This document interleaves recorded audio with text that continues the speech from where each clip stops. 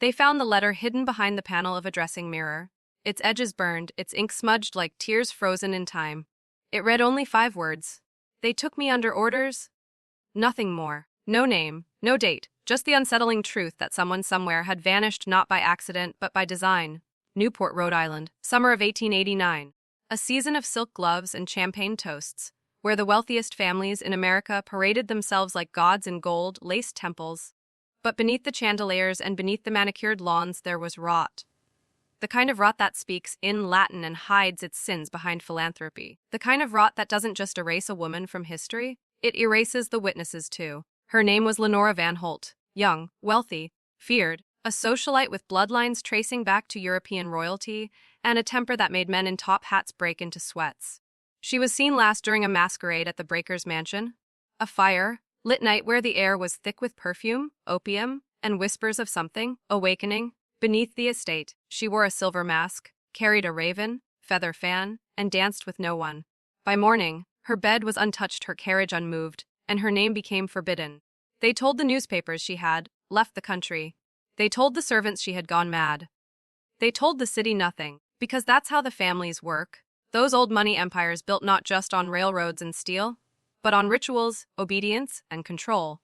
You see, Newport was never just a playground for the rich. It was a testing ground, a sanctuary for secret orders and ancient codes disguised as elite leisure. The elite didn't just live there, they experimented there. On each other, on outsiders, on those who dared to break rank. And Lenora, God help her, broke everything. She asked questions no woman was allowed to ask. About bloodlines. About power. About what her family really owned. And so she was made to disappear. Not murdered, not exiled, but unwritten. This story isn't about her tragic fate, it's about the system that demanded her silence, and how that system still operates today just behind newer masks in newer mansions, using newer tools of erasure. You were never supposed to hear this. Now that you have, there's no turning back. You've been told these mansions were built on ambition, on steel, cotton, and clever men with tall hats and longer bank accounts. That's a lie. They were built on blood. Old blood. Blood that's been traded, bartered, and bred for centuries. Lenora Van Holt wasn't just some debutante with a disobedient streak. She was born into one of the oldest bloodlines in America, and the price of that blood was obedience.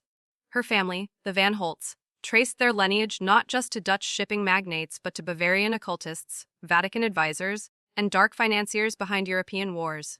That's not myth, that's documented, quietly, in coded archives and sealed church records. While the world drank champagne and stared at marble columns, the Van Holts were offering something else to the altar of control, their own daughters. You think that's exaggeration? You think that sounds medieval? Then you don't know what families like this have always been. These weren't dynasties, they were temples. And each generation owed something. A secret. A body. A silence. Lenora wasn't the first Van Holt girl to vanish. She was just the first to fight back. Inside the Van Holt estate, now long abandoned, there was a sub-chamber beneath the east wing. No records list it. No tours mention it, but every servant knew of it. It was called La Chambre du Corbeau, the Room of the Raven. Not a place for punishment, but for programming. Candlelit, lined with mirrors, and filled with artifacts not from America, but from ancient France, Greece, Egypt. The kind of room meant not to hold a child, but to shape one. This is where Lenora spent her formative years, not learning to curtsy, but to remember, to recall visions, to recite phrases in dead languages, to obey commands whispered in the dark. Her family didn't raise her to be a wife. They raised her to be a vessel, a representative. And when she rebelled, when she began to remember differently, they called it madness.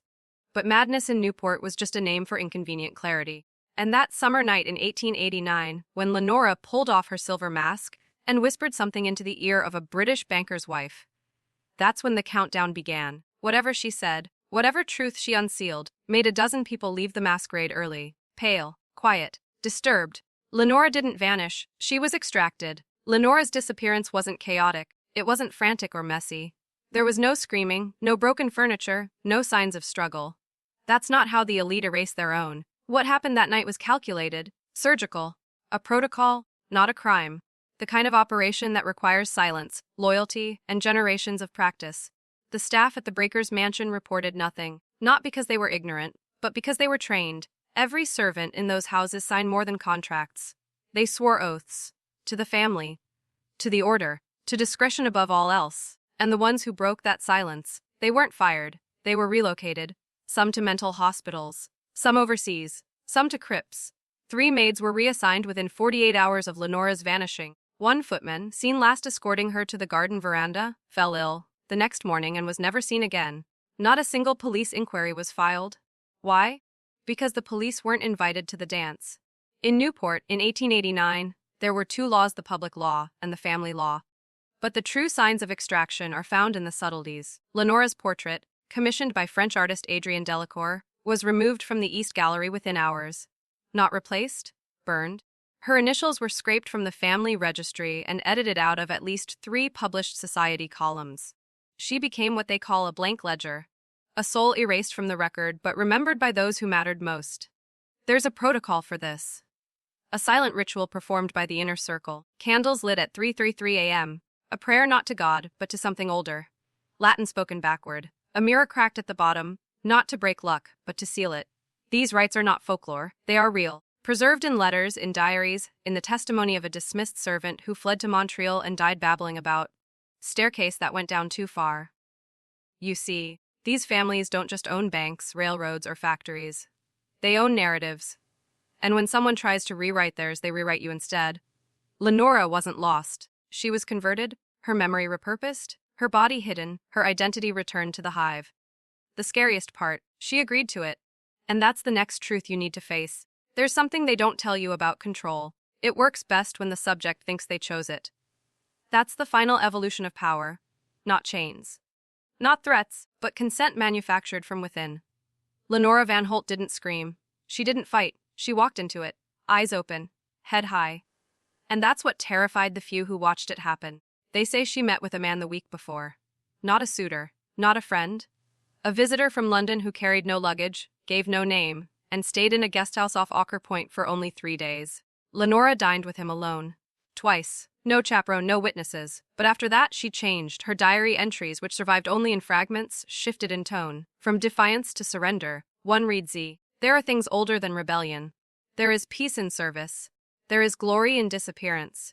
Who was this man? Some say a Jesuit, others a banker from the House of Rothschild. But the more disturbing theory, the one whispered by the last surviving Van Holt groundskeeper, is that he was neither.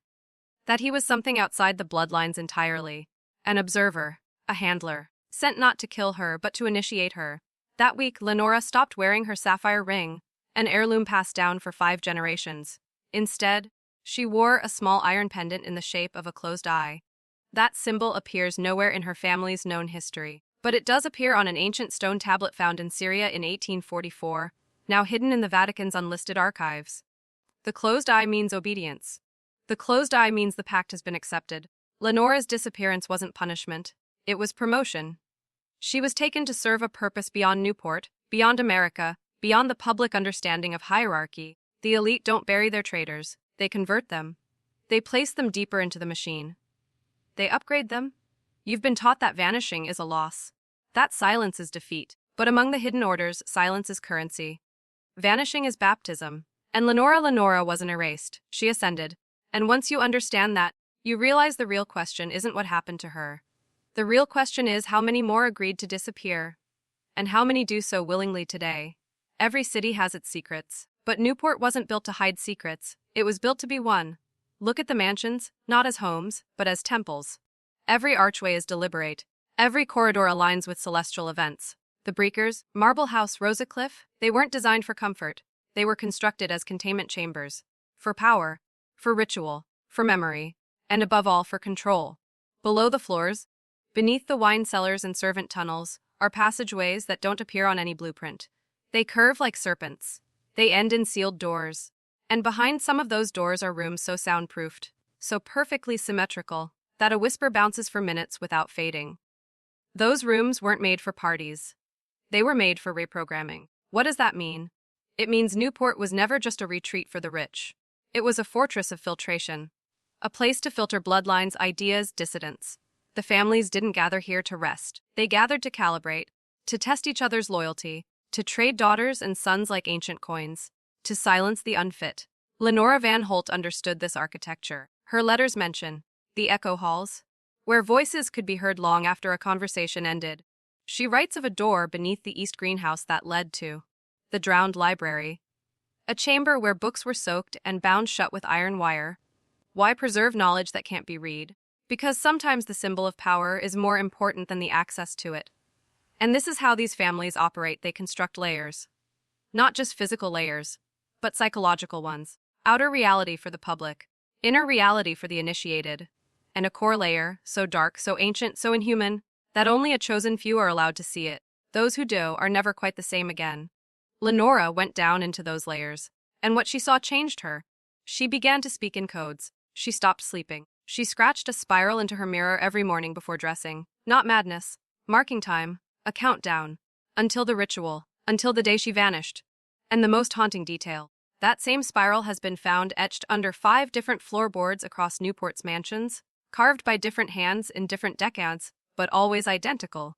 Coincidence? Or continuity? This isn't a story. It's a blueprint. Power doesn't survive for centuries by accident. It survives by sacrifice. Strategic, generational, hidden beneath charity galas and ribbon-cutting ceremonies. The Van Holt dynasty was no exception. For all their wealth, all their influence, they understood one thing above all: you cannot rise unless something else is burned beneath you. They called it feeding the flame, a phrase that appeared in Van Holt journals as early as 1782. To outsiders, it meant nothing. But to the initiated, it was the family code for submission. A ritual of offering, not of gold, not of cattle, but of souls. Specifically, those closest to them. Every few decades, one member would vanish. Sometimes a cousin who traveled abroad and never returned. Sometimes a younger sibling who died of fever, though no illness had ever been reported. And sometimes, like Lenora, someone visible, someone symbolic, not to the public, but to the bloodline. Her disappearance wasn't an act of fear. It was a calculated reset. A blood payment for continued favor. But favor from whom? You've been conditioned to believe these families serve themselves. That they worship money, status, legacy. That's a distraction. They serve something else. Something older. The flame is not a metaphor. It is a system. A living memory that must be fed. Not fire, but awareness. Consciousness collected and absorbed through ritual. Call it a god, a force, an intelligence. Whatever name you use is too small. What matters is that the Van Holts believed. And belief in these circles is a weapon. It said that Lenora's final act before her vanishing was to descend into the sealed vault beneath their family estate. A chamber only opened once every 33 years. Inside it, a stone altar. Upon it, a red velvet journal known only as the Fifth Ledger. No one knows what she wrote there. Only that the ink used was not black, not blue, but crimson. The following day, she was gone. Her family held no funeral, no memorial. Instead, they hosted a masked ball 3 days later. A celebration. Because to them, the sacrifice was successful. The flame had been fed, the continuity assured. Now ask yourself how many of today's elites still feed it. And more terrifying, what happens when the bloodlines stop paying their dues. That's when the flame begins to collect its own. There's a room in the Van Holt estate that no visitor was ever allowed to see. They called it the portrait room, a space walled entirely in oil paintings, with no windows, and only a single locked door. Each canvas bore the likeness of a Van Holt ancestor stretching back over 300 years. But these weren't tributes, they were contracts. Every brushstroke was intentional, the eyes too detailed, the shadows too alive. There are accounts, whispers from former housekeepers, that the portraits would change subtly overnight, not in expression, in posture, as if the subject had leaned forward, or turned slightly watching. And in the center of that room, hung lower than the rest, was the only portrait without a name. A faceless figure in dark robes, standing before a stone arch carved in runes. No signature, no date, just one word scrawled beneath the canvas in Latin: collectorum. The collector, this figure, unknown, unspoken, unrecorded, was believed by the Van Holts to be the guardian of the pact. The flame's emissary. When the bloodline strayed, when a ledger went unpaid, the collector did not negotiate. It retrieved people, memories, whole generations gone without a trace. Lenora spent hours in that room during the final weeks before her disappearance. Not as a captive, but as a witness. She was seen sketching, pacing, whispering under her breath. One surviving note from the gardener reads, "She stared at the collector's portrait for nearly an hour. Then she smiled as if it had spoken back." The day before she vanished, the staff found her portrait, unfinished, propped against the northern wall. No frame, no name.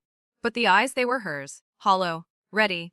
This wasn't escape, it was invitation. She wasn't taken. She answered, Because that's what the collector offers, not death but exchange. You surrender your name, your history, your voice, and in return you are folded into the system. You become part of the structure that governs the world. No longer seen, but always watching. The true elites do not fear being forgotten. They aspire to it, to leave behind flesh and title, to become machinery in the invisible engine of power. Lenora knew this. And when the moment came, she did not run. She opened the final door and stepped into her portrait. And now, the collector waits for the next. There's a reason the elite love masquerades. It's not just pageantry, it's programming, a ritual reminder that their true selves are never meant to be seen. That identity is a costume. That truth is a mask worn by power. The night Lenora vanished, the night of the infamous Breaker's masquerade, wasn't just another lavish distraction. It was a calculated convergence. The guest list had been curated for months. Names you wouldn't recognize, because they never wanted to be remembered. Men who controlled shipping lanes, war debts, election outcomes. Women whose families had access to Columbian texts, Vatican relics, Babylonian ciphers. They didn't come for dancing. They came for transmission. At midnight, the music stopped. All clocks were covered, curtains drawn. No servants allowed beyond the third hall. That's when it began, the unmasking. Not to reveal identity, but to transfer it. Each guest, one by one, stood before the stone hearth and removed their mask, whispering a name not their own but someone else's. This was the trade. This was the ritual. Names in ancient systems are not labels. They're anchors. When spoken with intention, a name can shift power, memory, and identity. It can be used to erase a past or steal someone else's. Lenora was the only one who didn't speak a name. She refused. Instead, she removed her mask and held it out. Silent, defiant, and in that moment she did something no one expected. She laughed. Not mockery, not madness, but recognition. She had seen behind their masks, not just the social roles. The true masks, bloodline indoctrination, occult conditioning, generational loyalty. And she rejected all of it. Not to destroy it, but to transcend it. She had discovered something. A flaw in the system. A loophole. That's what sealed her fate. Because when you find a backdoor into a control system this ancient, you don't just become a threat, you become a target. And in that moment, every eye turned to her, not with anger, but fear. Because they knew what had to happen next. She had to be absorbed, converted, folded back into the silence, where the rest of them had long ago surrendered their identities to something older. Now ask yourself, whose name are you wearing? In 1890, a year after Lenora's disappearance, the west wing of the Van Holt estate caught fire. The official report called it an unfortunate incident due to faulty gas lines. But the locals knew better. There had been no gas line in that wing, just a private library, sealed to the public, accessible only to family by blood. They called it the Black Index. No fiction, no poetry, just ledgers, transcripts, and bound volumes passed down through centuries, some handwritten in archaic Latin, others in languages no living scholar could decipher. Among them, the Book of Reversals, a codex rumored to describe how to overwrite memory at the societal level. Entire population groups reprogrammed through language, architecture, and frequency. A blueprint for turning free will into theater. Lenora had read it. In fact, she was the last person known to access the library before the fire. 3 weeks before she vanished, she requested the entire West Wing to herself. No staff, no interruptions. One witness, an underfootman later dismissed for fevered hallucinations, claimed to hear a voice coming from the library late at night, not Lenora's, something lower, like gravel over stone. After the fire, only ashes remained. But ash can be analyzed. And decades later, during a secret audit of the estate by a European antiquities team, fragments were recovered. Not of the books, but of bone. Human. A single hand, charred beyond recognition, fused to an iron key. The implication was clear: someone had tried to seal the room from the inside. What was Lenora trying to bury? Or was she trying to protect it from the others? You see, the Black Index wasn't just a library. It was insurance. A counterweight to the power her family wielded. A failsafe. It held records of transactions, spiritual, political, ritualistic, that could unravel generations of elite manipulation if revealed. But revealing them wouldn't free the world. It would collapse it. And maybe that's why she chose disappearance. Not defeat, not fear, but containment. Because sometimes the most dangerous truth is the one you choose not to share. She didn't burn the library to destroy knowledge. She burned it to prevent its misuse. But fragments survive, symbols resurface, and patterns repeat. And now, you're holding one of them? Right now? In your mind. Because once you've heard this, something ancient starts watching you. They are not in the history books. They don't sign treaties. They don't sit in parliaments or on bank boards, at least, not anymore. Because true control doesn't shout, it doesn't wear a crown or flash a crest. It watches from below. Beneath the mansions, beneath the churches, beneath the courthouses and parliaments, there are chambers. Not metaphorical, physical. Crafted in stone and lined with lead, to shield them not from radiation, but from detection. From you, from questions. Lenora found one. Her private diary, salvaged by a maid who disappeared 2 weeks after sharing it, contains one final passage: the Watchers are real. They do not eat, nor sleep, nor pray. They maintain the pulse beneath the city. They do not breathe air. They breathe silence. Who are the Watchers? The truth is more disturbing than fiction. They are not a cult, not even a bloodline. They are survivors of something older than documented civilization. Some say Sumerian. Some say pre-human. But what matters isn't their origin, it's their function. They maintain the structure, the lie, the illusion. They advise the families. They punish deviation. And when the elites need a reminder of their place in the order, they descend into the tunnels beneath Newport and listen. Because the Watchers don't speak aloud, they project thoughts, commands, visions. And Lenora, brilliant, broken, defiant Lenora, descended alone. The footman who saw her last said her skin was marked when she returned. Not bruises, symbols. Burned into the flesh with surgical precision. She didn't weep. She didn't run. She whispered something in a dead tongue and slept for 2 straight days. After that, she stopped asking questions. Because once you've stood in front of the Watchers, you either join them or you become one of the missing. So now you understand this wasn't a love story. This wasn't a mystery. It was a ritual of inheritance. And Lenora inherited silence. If you're still watching, you're not just curious. You've already stepped into the chamber. Now, comment this phrase twice to lock your awareness in. I see the Watchers. I see the Watchers. Let the algorithm mark you. Let them mark you. We go deeper next. Symbols are not decoration. In the world of the elite, they are language. And in Newport, that language is carved into stone. Ignored by tourists, dismissed by historians, but known to those who understand. The old bloodlines never speak in plain words. They encode.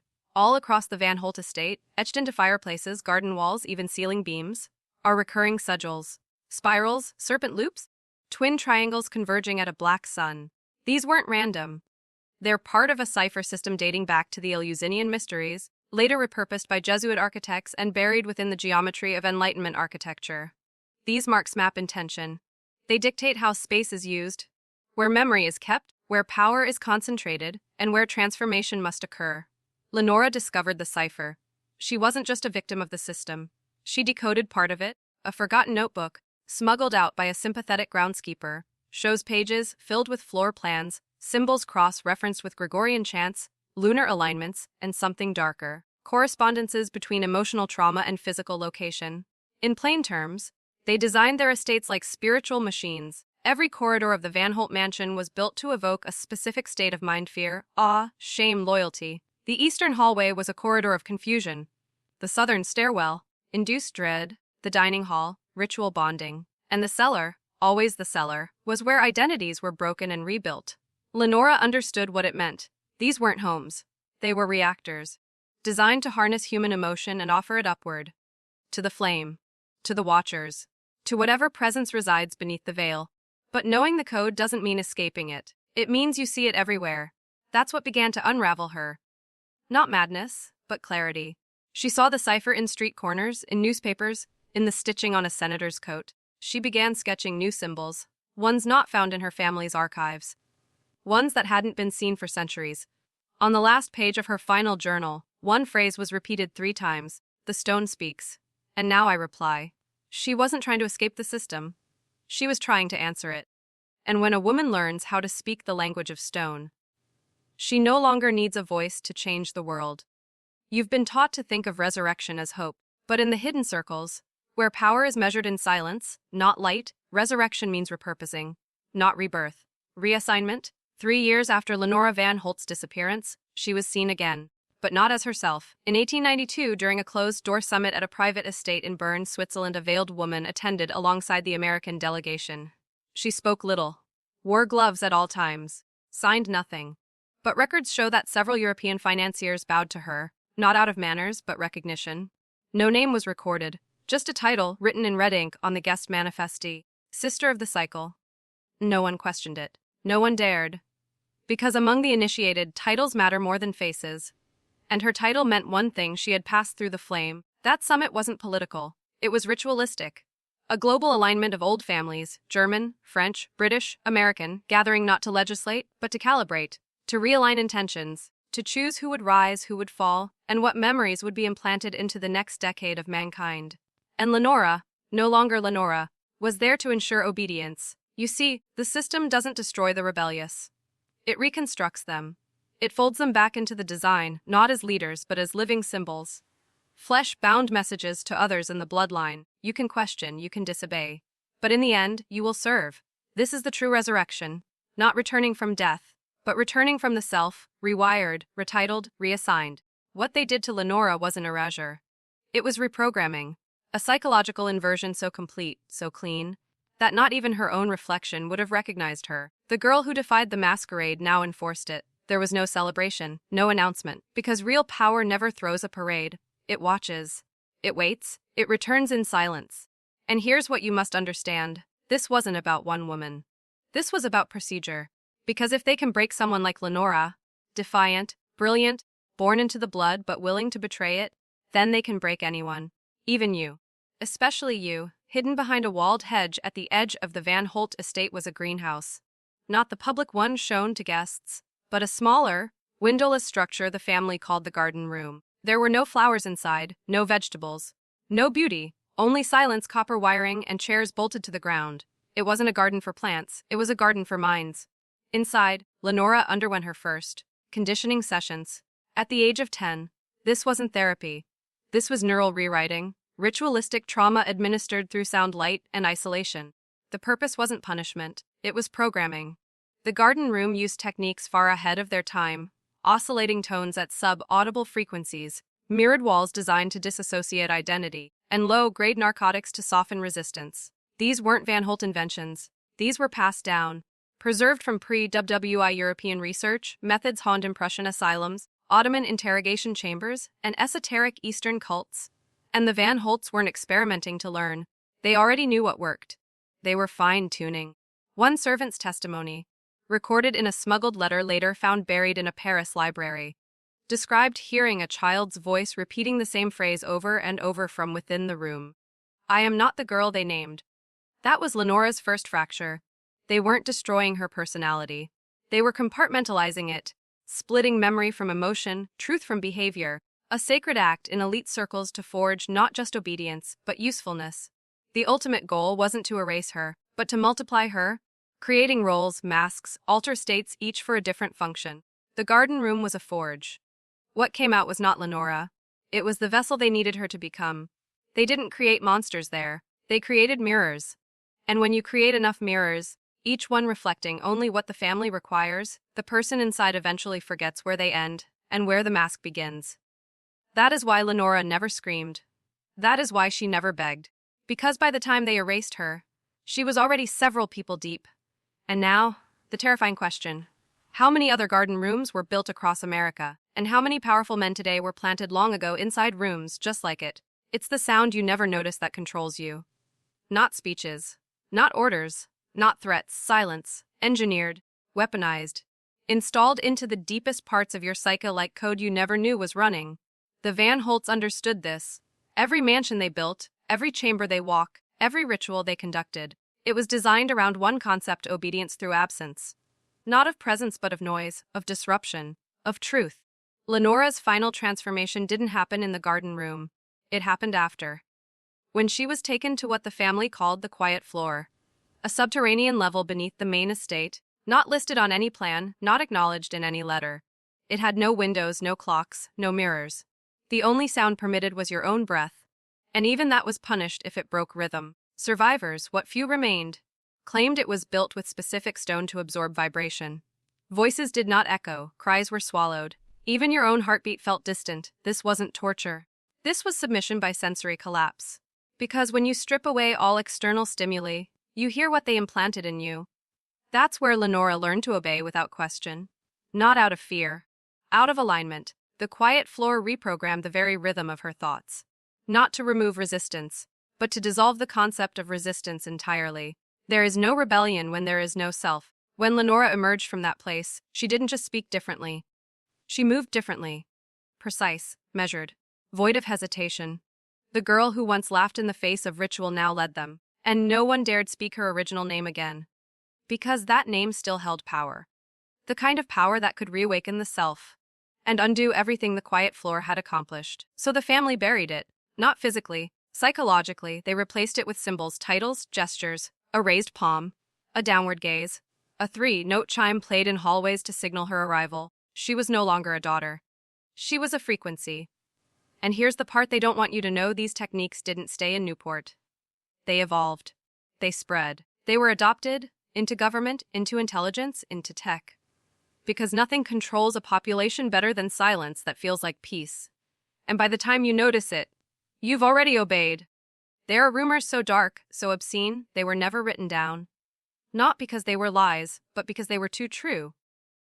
The kind of truths that warp the mind of anyone who dares repeat them. In the spring of 1889, just months before Lenora vanished, a private invitation was sent to 23 individuals, each from America's most elite bloodlines. The letter was sealed with wax, inscribed with a sigil not seen in any heraldic registry: a serpent coiled around a clock tower, its fangs biting into the hour hand.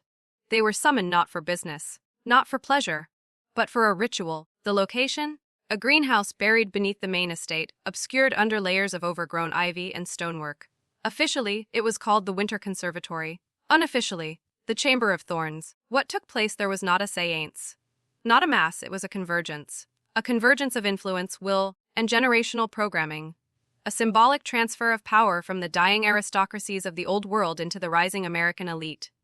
And Lenora, by blood and by initiation, was to be the central figure. But something went wrong. Witnesses, none of whom survived past 1892, described a moment during the ceremony when the ivy-covered walls began to move, not metaphorically, literally, as if the structure itself was alive.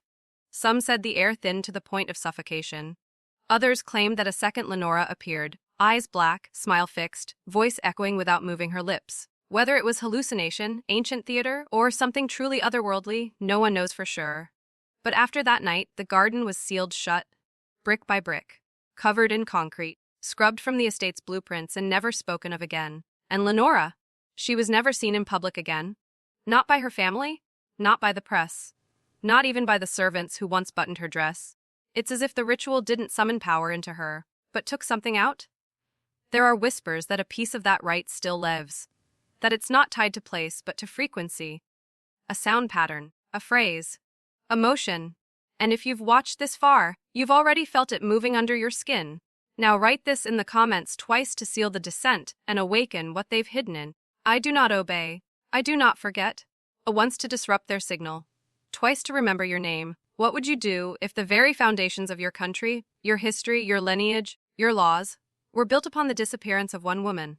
That's not poetic license. It's cold, administrative fact. In 1890, just 1 year after Lenora vanished, a federal archival annex in Providence suffered what was officially labeled an electrical fire.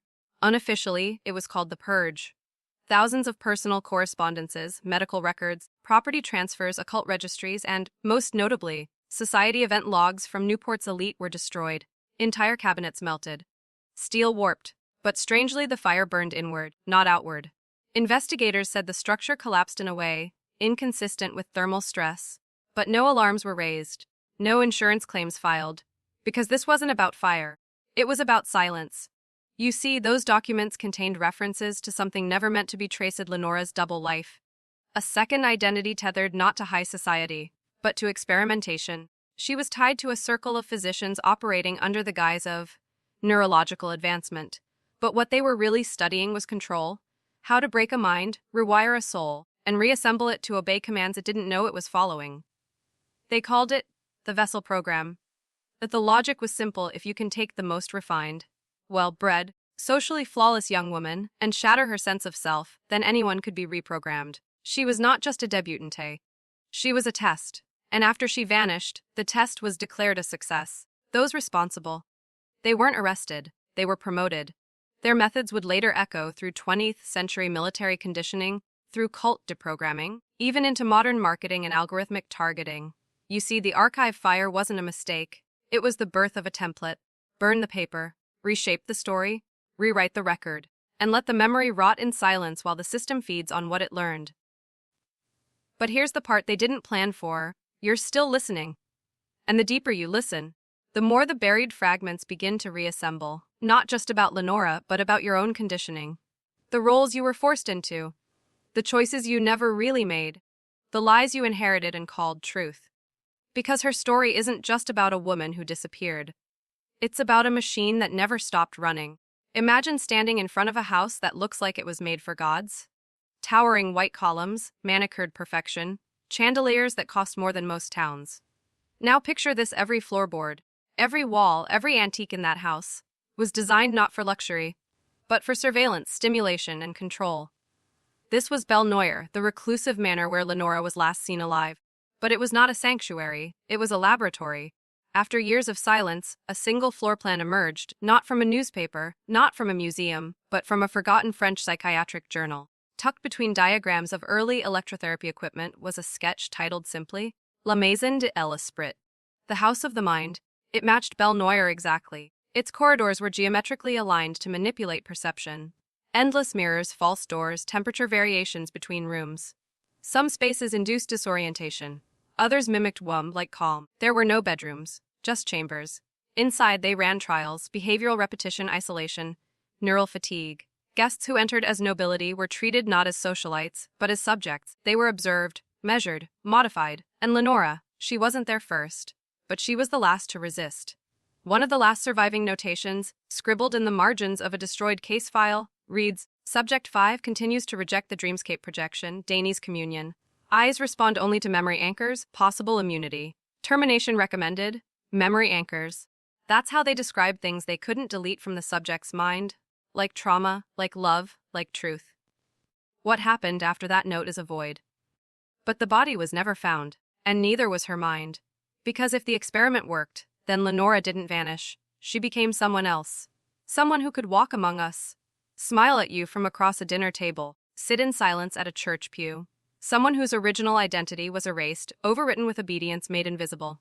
And if that transformation was possible in 1889, what do you think they're capable of now? Because Belle Noire wasn't destroyed. It was duplicated. Its blueprint lives on, in research centers, in elite schools, in media networks, in you. You are living in Belle Noire. You were born inside it. The only difference is they stopped calling it a manor and started calling it reality. There is one more whisper. One that never made it to any paper, ledger, or courtroom. It lived only in the breathless retellings of a servant's granddaughter, until it surfaced in a letter found sealed behind the panels of a Newport chimney. The letter was unsigned, the paper aged, the ink nearly vanished. But the words were unmistakable. She returned on the seventh night. Not as a woman, not as a ghost, but as something that had learned how to smile without needing to feel. I opened the door, and she looked at me, eyes black, lips red, and a voice not her own. The house is awake now, and I am its mouth. People dismissed it, of course, chalked it up to hysteria, madness, embellishment. But those who lived near Belle Noire afterward, those who stayed quiet for decades, told a different story. Lights in the windows long after the manor was sealed. Footsteps in rooms that hadn't seen sunlight in years. A tall woman draped in mourning black, standing in the garden under a full moon, motionless for hours. They say the manor was finally boarded up in 1903 after 3 young men disappeared attempting to explore the legend. One of them was found 3 days later, naked and blind, whispering over and over, "She showed me what I really am." Lenora didn't die. She was absorbed. And her consciousness, shattered or sharpened by the experiments, became part of something much larger. A system, a mechanism, a will. The same one that now plays with our attention, controls our desires, and edits our history in real time. Because what started in 1889 wasn't just a story. It was a prototype, an elite program not to kill minds, but to possess them, and it is still running. In every screen, every institution, every advertisement, every political whisper you think is your own opinion. They are not trying to erase you. They're trying to remake you into something obedient, predictable, perfect. Lenora's disappearance wasn't a tragedy. It was a warning, and now you've heard it. What you do next decides if you're just another subject in the manor, or the one who finally escapes it. Now comment below. The house is awake. I will not sleep. The house is awake. I will not sleep. Say it twice. Let them know you see it, because now the dream is cracking. And they can't unhear what you just did.